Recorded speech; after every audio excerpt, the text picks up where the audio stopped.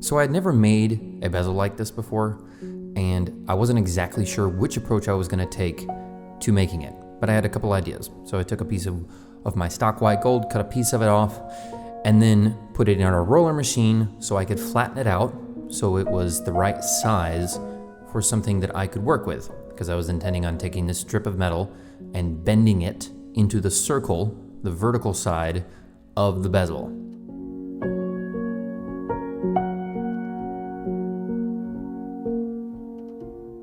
Once I had it rolled out, and the process of rolling something out like that, it makes the metal much harder, and so I had to anneal it. Now, I used surgical gloves or cleaning gloves whenever I was handling the coin, because I didn't want any of the oils from my hands to be affecting the coin in any way. So I took the piece of gold, bent it around, realized I didn't have enough, so I had to roll out another piece and weld it together. Now, I welded this, I didn't solder it, I welded it so it would be one piece and it would act as one solid piece, so there was no solder lines that would affect the construction of the loop in the future. Now what I'm doing here is just taking a sanding disc and sanding down the inside of that circle so that it would be smooth and as if it was one piece from the original circle that I made, then bending it around and making it into the circle that I needed.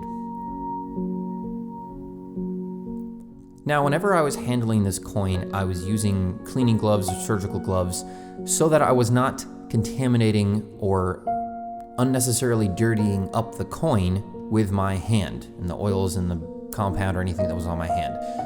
I wasn't exposing this coin to anything unnecessary that I would have to clean off later, because I wanted to keep it as authentic as possible. Now, the one thing that was difficult about this coin is that it wasn't perfectly round, so I couldn't just put the gold on a mandrel and make it perfectly round. I had to fit it form to the coin, and I wanted it to be fitted form because I didn't want it to be a circle with a bunch of gaps in it. I've seen that done before, and I'm not really the biggest fan of that design. So once I had got it close, I shaped up the band so it was close and welded it together. Now, there is a good tip with this. Once you are welding something together, if you just put it under a tad bit of tension, once you melt it, it forms together.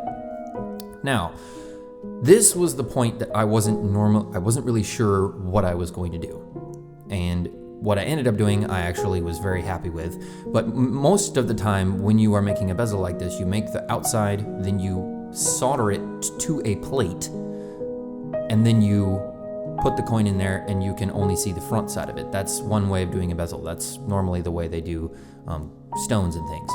But I wanted it to be exposed, and I wanted this to be I wanted the back to be exposed, and I wanted this to be as low profile as possible to complement the coin and not get in the way of the design. I didn't want it to be too clunky. I didn't want it to be very large. So what I ended up doing, and you can see a little bit in this video, it was very difficult for me to do this and film at the same time, is about the middle of that bezel, I ground down one edge of it so that one side was much thinner than the other. So it would fit in, but then it wouldn't be able to go further down, and it would be, I was basically making the back side of it as I was working with it. Now, all I'm doing here is just sanding the outside, and now, once I had it to the point where I could fit the coin in, all I needed to do now was cut out of that ground down part that I made, the thin part, some prongs. And that's what I'm doing right here. I'm just going through, as you can see, and cutting out some prongs. Now that side, I obviously didn't put the prong on the right side, and it was like 4 cuts. But anyway, so as I'm doing right here, I'm grinding down with a piece of sandpaper on a disc the sections in between the prongs. Now this is obviously very delicate work, because if you go too hard and you grind down too much, then you're going to have to either build it back up and it's going to be a mess, or start over. So that's just something you have to take your time at when you're making something like this.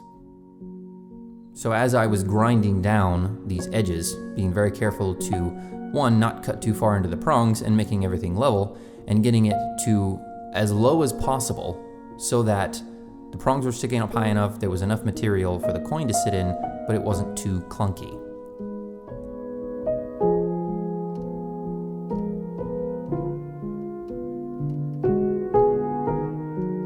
So as you can see, I finally fit the coin in there. It fits good, which is great. And now I was ready to do some finishing work on the bezel. Now, what I'm doing here is I'm just polishing it up, adding some rouge to the wheel. And the reason why I'm polishing it and finishing it now is that when you work with white gold, you need to do a process that is called rhodium. You have to make the gold white. If you're working with white gold that has not been rhodiumed or rhodium dipped, it will be a little yellow and it won't really look as sparkly white as it should. So I'm just going around and using different kinds of wheels to get the inside, because I wanted the entire piece to be polished so that I can solder on the bail at the top, because this is going on a necklace and I didn't want to drill any holes in it, and I was going to use and put on a bail at the top. So I needed it to be polished and finished before I do that. So this is the bail that I used. I'm just putting a little bit of solder on it. Again, this is zoomed in quite a lot because this bail is quite tiny and this jump ring is even smaller. And a tip that when you are using or soldering something very, very fine, a good tip, although I didn't use it in this particular instance, is to put solder on both sides. But this instance actually worked very well and it was a very clean solder and I didn't melt anything, which is sometimes a danger when you're working with delicate things. You can mistakenly melt it. So this is what it looks like.